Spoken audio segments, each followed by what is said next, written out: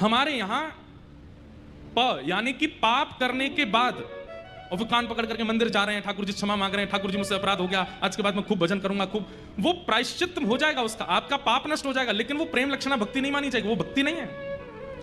आप अपराध करने के बाद ठाकुर जी से क्षमा प्रार्थी होते हुए मंदिर जाते हैं या ब्राह्मणों से अनुष्ठान कराते हैं, वो भक्ति में नहीं गिना जाता है, वो आपके अपराध नाशक के रूप में प्रायश्चित है, उससे भक्ति नहीं गिनी जाती।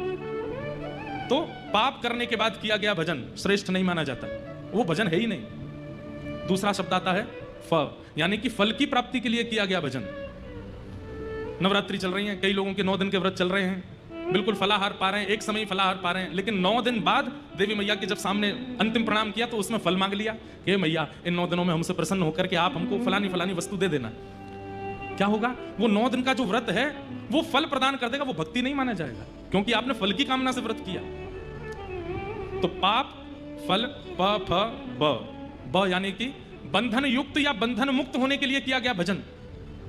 वैसे तो जीवन भर कभी भगवान भजे नहीं, लेकिन अपने किसी मन चाहे से ब्याह करना है, चले गए मंदिर में, पंडित जी आज ही करवाओ, अभी मुहूर्त निकालो, हमारे काल सर्प दोष का निवारण करो, मांगलिक का निवारण करो, ये कर दो वो कर दो, मतलब किसी को अपनाने के लिए आपको धर्म याद आ जाता है।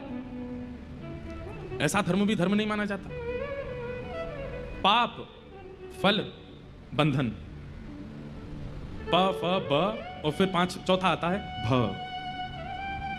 भ यानी भय से किया गया भजन। डर लग रहा है, रात में लाइट चली गई, सब इन्वर्टर भी बंद हो गया, भूत पिशाच निकट नहीं आवे, महावीर जब नाम सुनावे, ना सरो घरे सब पीरा, जपत निरंतर हनुमत वीरा, जय जय जय हनुमान गोसाई कृपा करो गुरुदेव की नाई। फ्लाइट में टर्बुलेंस हो रहा है, जय हो श्री गुरु चरण सरोज जरूर गुरु, हे भगवान बचाओ आज। भय से किया गया भजन। अच्छा, अब जाके समझ में आया कि भय से किया गया भजन ठाकुर जी को स्वीकार नहीं होता।